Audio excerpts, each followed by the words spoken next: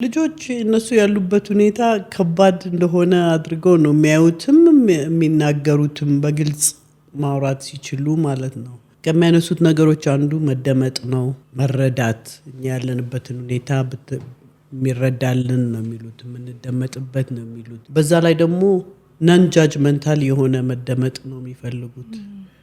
ምክንያቱም እኛ የራሳችን ብዙ ጊዜ ወላጆች የራሳችን መንገድና እይታ ስላለን ከዛ የወጣ ሁሉ ወይ መጥፎ ነው ወይ ተበላሸ ወይ ይሄ አያስኬድም እንዴት እንደዚህ ያስባል ነው እንጂ ከምን ተነስቶ ወይ ምን ፈልጋ ነው ብለን አይደለም የምናየው። መደመጥንና ጃጅመንት የሌለውን መረዳትን የሚጠብቁብን ይመስለኛል። ሰላም።